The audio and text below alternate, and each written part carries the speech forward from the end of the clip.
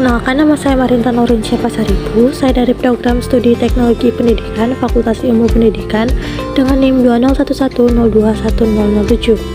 Pada video kali ini, saya akan membahas tentang prinsip motivasi dalam desain pesan pembelajaran. Yang pertama, pengertian motivasi.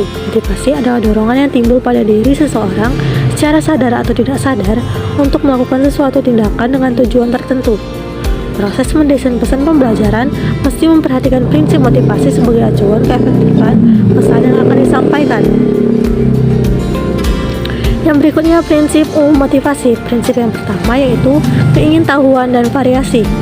Kesan pertama memiliki peran penting dalam mempengaruhi sikap seseorang terhadap suatu objek atau peristiwa. Jika stimulus berupa rasa ingin tahu dapat disajikan beberapa menit saja, maka kemungkinan besar motivasi seseorang dapat dibangkitkan. Cara yang dapat dilakukan yaitu dengan cara mengubah penyajian dan organisasi atau isi pesan agar mampu merangsang perhatian dan rasa ingin tahu sasaran. Prinsip yang kedua yaitu relevansi. Relevansi menunjukkan adanya hubungan materi pembelajaran dengan kebutuhan dan kondisi peserta didik.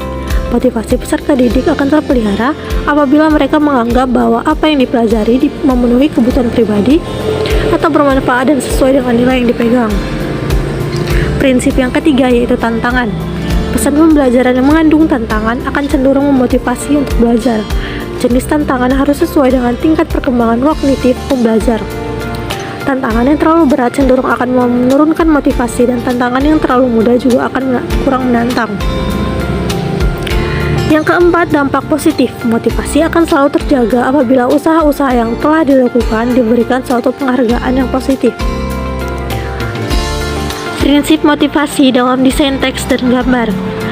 Prinsip yang pertama yaitu kesan positif. Ketika kali pertama pembelajar dihadapkan dengan sebuah pesan, mesti dapat menumbuhkan kesan positif. Kesan positif akan mempengaruhi sikap pembelajar. Sikap positif merupakan tangga pertama dalam dimensi belajar. Apabila tidak terjadi sikap positif, maka akan cenderung belajar tidak akan berhasil atau tidak dapat menuju ke tangga selanjutnya. Prinsip yang kedua yaitu kejelasan gambar. Gambar merupakan representasi konkret dari pesan yang disajikan dengan kata-kata. Pesan yang disajikan melalui gambar akan sangat membantu pembelajar menginterpretasikan pesan. Prinsip yang ketiga yaitu kemudahan tata letak. Tata letak sebuah pesan, baik teks maupun gambar, sangat memberikan banyak kemudahan bagi pembacanya. Tata letak mesti memperhatikan kemampuan visual pembaca agar dapat menimbulkan kenyamanan. Prinsip yang keempat, kemenarikan gambar. Gambar yang menarik dapat membangkitkan motivasi membaca. Kemenarikan tersebut tentu memiliki kaitan dengan pesan. Prinsip motivasi yang kelima, membangkitkan minat. Minat awal merupakan salah satu fokus penting dalam mendesain pesan.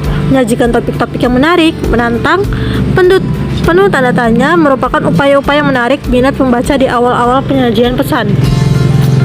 Baiklah, sekian yang dapat saya sampaikan pada video kali ini. Jika ada kata-kata yang kurang berkenan dan ada kekurangan dalam informasi yang